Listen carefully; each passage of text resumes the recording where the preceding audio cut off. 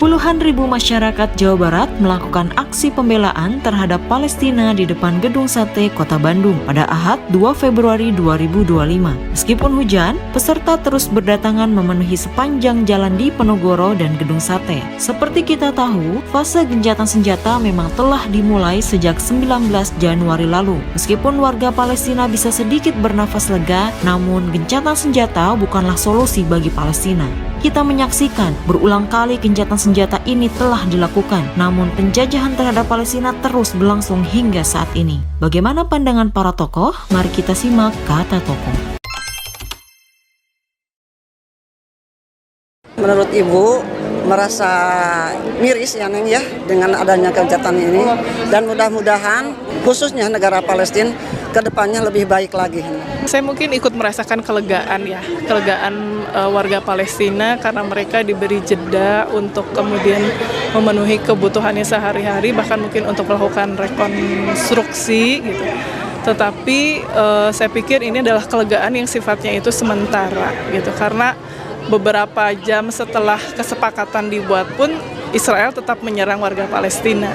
Ya, pada dasarnya mungkin ada sedikit lega ya bagi saudara-saudara kita di Palestina. Tetapi harus diingat bahwa gencatan senjata ini bukan titik akhir dari perjuangan kita membela Palestina.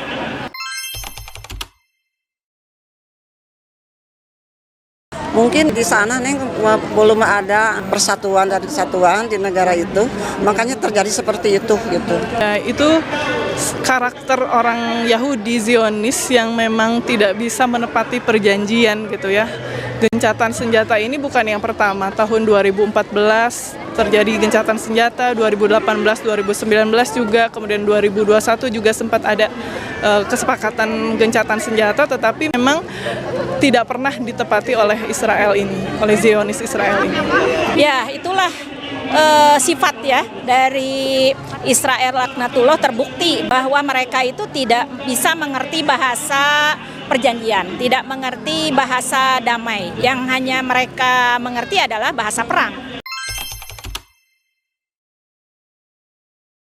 Mungkin para Zionis itu ingin sedikit ya membasmi kaum muslimah, khususnya yang ada di Palestina dan pada umumnya untuk di negara muslim yang ada di Indonesia.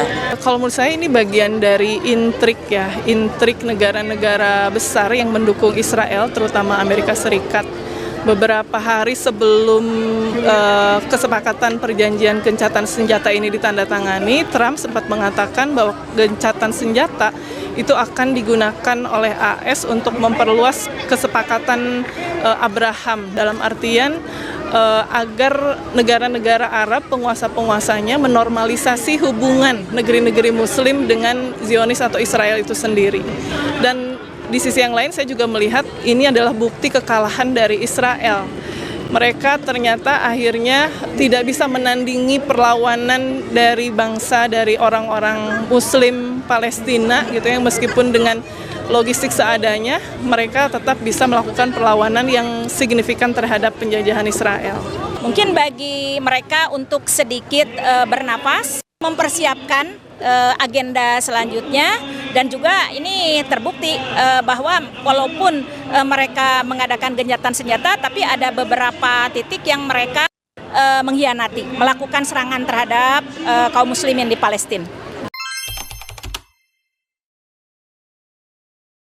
Ya mungkin saja gitu, dengan adanya misalkan perubahan dari kegiatan forum-forum seperti ini, doa-doa dari kita ini mungkin ada, pasti bisa merdeka ya Neng, itu negara Palestina itu. Selama negeri-negeri Muslim penguasa-penguasanya diam gitu ya, kemudian menganggap bahwa ini adalah nasib semata-mata yang harus dihadapi oleh Palestina itu sendiri, saya pikir kebebasan Palestina akan sulit diraih. Kecuali kalau kemudian kaum muslimin sadar, negeri-negeri penguasa Arab juga sadar bahwa Israel itu harus dilawan oleh seluruh kaum muslimin. Karena yang memerangi Palestina itu bukan hanya Israel, tetapi juga adalah negara-negara besar yang ada di belakangnya, terutama Amerika Serikat, Inggris, dan Perancis. Bisa, insya Allah, kalau dengan adanya persatuan kaum muslimin seluruh dunia.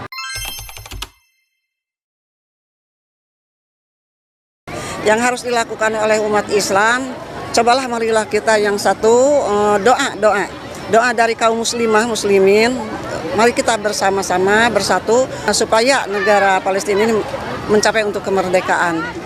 Karena pada saat ini yang menghalangi kebebasan Palestina itu diantaranya adalah pemahaman nation state di antara negeri-negeri muslim, sehingga mereka tidak merasa berukhuwah untuk menolong kaum muslimin gitu ya. Kemudian juga yang akan membebaskan Palestina itu haruslah sebuah negara adidaya yang bisa menandingi kekuatan Amerika. Menurut saya ya solusi itu adalah dengan jihad dengan khilafah.